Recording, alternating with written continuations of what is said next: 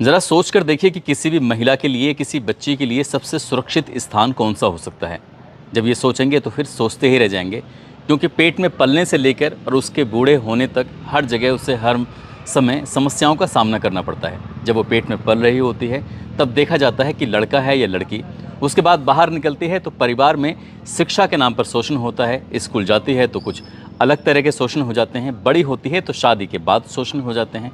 इसलिए उसे कहीं भी जाए, किसी भी हाल में रहे, कहीं ना कहीं उसे शोषण का शिकार होना ही पड़ता है। ऐसे ही आज की कहानी जो मैं आपको सुनाने जा रहा हूँ, एक लड़की ने वर्दी पहनी थी ये सोच कर कि वो लोगों को, बच्चों को, महिलाओं को, सभी तरह के वर्गों को इंसाफ दिलाएगी। लेकिन एक वक्त ऐसा आता है कि उसका खुद का ही शोषण होने लगता है। वो भी यौन शोषण हो रहा था, मारपीट हो रही थी और वो विरोध करने की स्थिति में नहीं थी। एक बार नहीं, बार बार वो गर्भवती होती है और उसका गर्भपात हो जाया करता था। लेकिन जब बात हद से ज़्यादा बढ़ जाती है तब वो थाने जाती है और इंसाफ की गुहार लगाती है। आगे इंसाफ मिलेगा या नहीं मिलेगा ये तो कह नहीं सकते, लेकिन जिस तरह से उस महिला दरोगा के साथ होता है वो वाकई बहुत गलत होता है, जिसको सुनने के बाद शायद आप लोग भी चौंक जाएंगे, सोचने पर मजबूर हो जाएंगे। आदाब, नमस्कार, सत श्री अकाल। मैं उस्मान सैफ़ी। आज की जो सच्ची घटना मैं आपको सुनाने जा रहा हूँ, ये सच्ची घटना है बिहार प्रदेश का एक ज़िला है वैशाली। और वैशाली ज़िले के ही अंदर एक महिला दरोगा होती है। वो महिला दरोगा महिला थाने में जाती है। महिला थाने में जाकर थोड़ी सकपकाई हुई सी थी, परेशान थी, ये सोच कर कि अपनी बात कहूँ कि ना कहूँ। तब वो महिला थानेदार के पास जाकर बैठ जाती है, उनसे कहती है कि मैं कुछ कहना चाहती हूँ। तभी महिला जो इंचार्ज होती हैं उस थाने की, उन्होंने कहा कि तुम्हें परेशान होने की बिल्कुल भी ज़रूरत नहीं है। जो भी बात है तुम मुझसे बड़ी बहन होने के नाते बता सकती हो, मैं तुम्हारी बात को समझने की पूरी कोशिश करूँगी। तब उसने एक प्रार्थना पत्र लिखा और प्रार्थना पत्र लिखने के बाद उस महिला दरोगा को दिया। उसे बताया कि वो बिहार प्रदेश के सिवान ज़िले की रहने वाली है और उसकी बिहार पुलिस एकेडमी में जैसे ही ट्रेनिंग होती है, प्रशिक्षण होता है राजगीर में, वहाँ से प्रशिक्षण के बाद उसकी पहली जो पोस्टिंग होती है वो मुजफ्फरपुर ज़िले में हो जाती है और थाना मिलता है सरिया। कुछ वक्त बीता ही था, उसके पास एक अनजान नंबर से फ़ोन कॉल आता है। जैसे अनजान नंबर से फ़ोन कॉल आता है, वो सामने वाला व्यक्ति कह रहा था कि मैं भी दरोगा बात कर रहा हूँ और आप भी दरोगा हैं। कितनी अजीब बात है कि मैं भी दरोगा, आप भी दरोगा। आपकी जाति जो है वही मेरी जाति है, जो आपका ज़िला है वही मेरा ज़िला है। कितनी सारी सिमिलरिटी हैं, कितनी सारी बातें हैं जो आपस में मेल खाती हैं। क्यों ना हम लोग मिलकर शादी कर लें, घर बसा लें, घर बना लें। जब इस तरह की बातें वो व्यक्ति कर रहा था तो महिला दरोगा को बड़ा अजीब लगा। उसने कहा कि तुम किस तरह की बातें कर रहे हो? दरअसल मेरी शादी तय हो चुकी है और मैं एक शादी के बंधन में बंधने वाली हूँ। अब तो आपने फ़ोन कर दिया है, लेकिन आगे से फ़ोन करने की हिम्मत मत करना। जब इस तरह की बात महिला दरोगा ने कही, डांटा फटकारा, लेकिन सामने वाला व्यक्ति बहुत ज़्यादा ढीठ होता है। उसने एक बार नहीं कई बार फ़ोन पर फ़ोन कर रहा था। आखिरकार महिला दरोगा ने कहा कि मैं शादी नहीं कर सकती, मेरी शादी तय हो चुकी है, तो मुझे परेशान मत करो। जैसे ही उस व्यक्ति को ये पता चलता है कि महिला दरोगा की फला जगह शादी हो चुकी है, तो उसने उस शादी को तुड़वाने के लिए पूरे जी तोड़ कोशिश की और आखिरकार वो उस मकसद में कामयाब हो ही जाता है। यानी कि शादी टूट जाती है। शादी टूट जाती है, महिला दरोगा के पास मैसेज पहुंच जाता है। अब महिला दरोगा कहीं ना कहीं इतनी मजबूर हो जाती है, विवश हो जाती है कि उस दरोगा की हाँ में हाँ मिला ही देती है। अब ये पुरुष दरोगा और ये महिला दरोगा आपस में बातचीत करना शुरू कर देते हैं। बातचीत का सिलसिला जब आगे बढ़ने लगता है तब मौका पाते ही वो उससे जब भी मौका लगता था चुपचाप आके मुलाकात कर लिया करता था। मुलाकात हो जाया करती थी। मुलाकात के बाद जैसे बहुत नज़दीकियाँ बढ़ने लगती हैं, क्योंकि उसने वादा किया था शादी करने का और शादी करने की बात पर वो तैयार भी हो जाती है, क्योंकि उसे अपनी ज़िंदगी बनानी थी, घर बसाना था। अब मौका मिलता है तो दोनों के शारीरिक संबंध बनने लगते हैं। जब शारीरिक संबंध बनने लगते हैं, एक दूसरे के साथ वो रहने लगते हैं। दरअसल ये अगर हम बात करें महिला दरोगा की, तो वो रहने वाली होती है सिवान की और ये भी व्यक्ति जो होता है वो भी सिवान का रहने वाला होता है, जिसका थाना लगता है सोनबरसा और जगह लगती है उसकी जीबी नगर, वहाँ का वो रहने वाला होता है। दोनों की बातचीत का सिलसिला आगे बढ़ रहा था। मौका मिलते ही वो एक दूसरे के साथ शारीरिक संबंध स्थापित कर लेते हैं। ये पहली बार था। उसके बाद फिर मौका मिलता है, तो जब उसका मौका मिलता था तब उसके थाने में आ जाया करता था। उसी की जहाँ वो रहती थी वहाँ उसके साथ वो शारीरिक संबंध बनाया करता था। इसी की जो पोस्टिंग होती है वो पुरराज में होती है और जो महिला दरोगा होती है उसकी पोस्टिंग मुजफ्फरपुर के एक अलग थाने में होती है। दोनों की बातचीत भी होती थी, आगे सिलसिला चल रहा था। लेकिन एक दिन ही पता चलता है कि वो प्रेग्नेंट हो जाती है।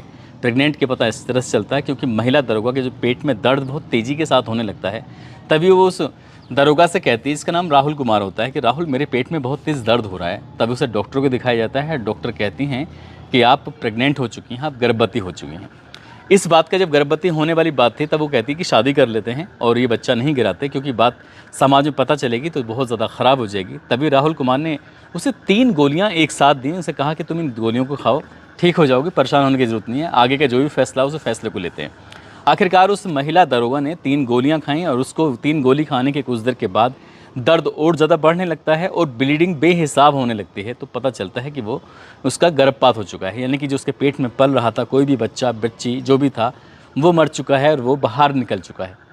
कुछ वक्त आगे बढ़ता है, इसने इस बात का विरोध किया। जो विरोध किया तो फिर उस राहुल कुमार नाम के दरोगा ने इस महिला दरोगा के साथ काफ़ी मारपीट की और मारपीट करने के बाद उसे फिर से अपनी पूरी तरह से प्रभाव में ले लिया। फिर आगे वक्त बढ़ने लगता है। ये बात साल 2023 के आसपास की बात है और इसी बीच में ये पहले जो ये गर्भवती होती है 28 अगस्त 2023 को, उसके बाद फिर दूसरी बार मौका मिलता है। दूसरी बार मौका मिलने के बाद फिर से उसके साथ शारीरिक संबंध स्थापित किए जाने लगते हैं और वो महिला दरोगा इस बात का विरोध भी नहीं कर पाती थी। वो जब मन करता था उसके साथ मारपीट करता था। अब वो पूरी तरह से हिंसक हो चुका था।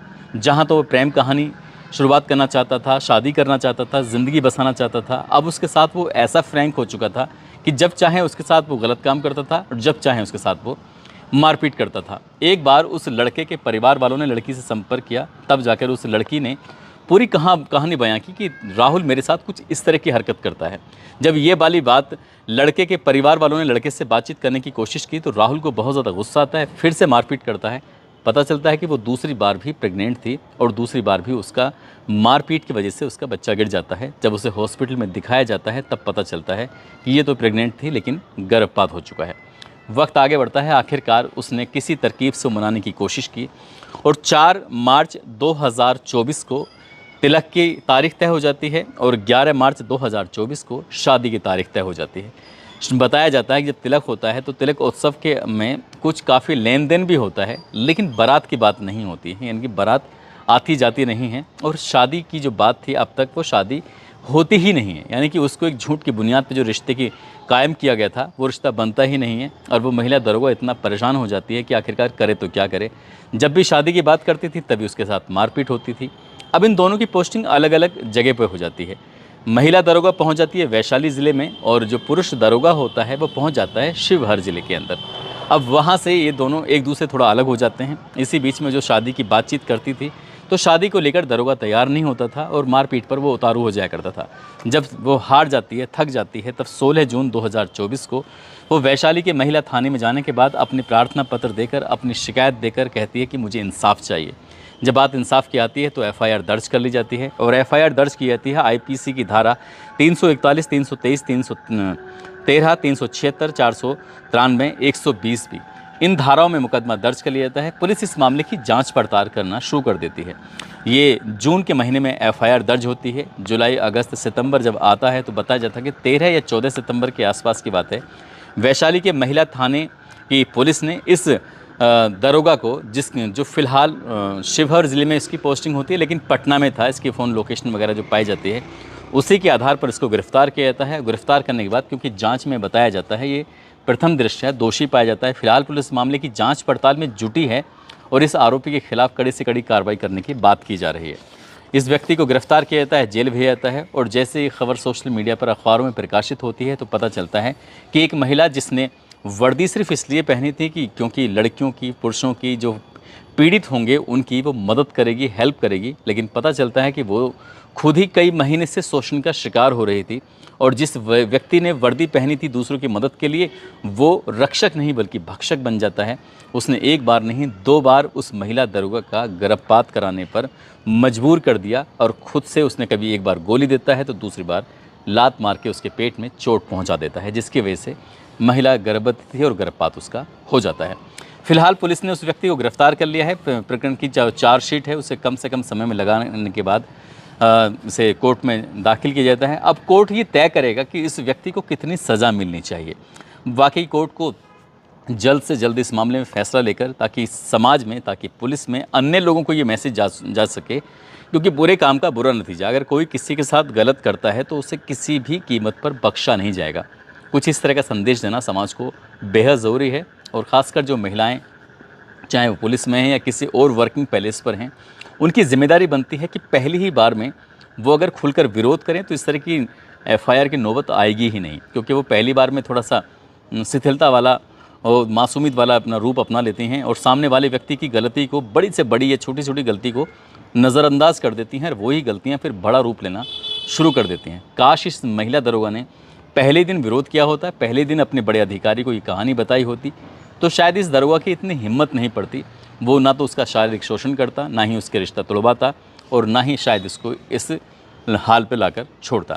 दोस्तों, इस पूरे घटनाक्रम को सुनाने का उद्देश्य किसी को परेशान करना नहीं है, किसी का दिल दुखाना नहीं है, बल्कि आपको जागरूक करना है, आपको सचेत करना है। और जाते जाते ये कुछ लोग हैं जिसमें विनोद कुमार राजस्थान के रहने वाले हैं, मनोज कुमार विश्वकर्मा, गुलाम हसन, गोविंद घोष, सुष्मिता घोष त्रिपुरा मनुघाट के रहने वाले हैं, दिलावर हुसैन असम से हैं, अंजू झुंझुनू से हैं, देव कुमार शाह नेपाल के रहने वाले हैं। इन लोगों ने नाम लेने की अपील की थी। आप सब लोग अपना ख्याल रखें, सुरक्षित रहें। जय हिंद, जय भारत।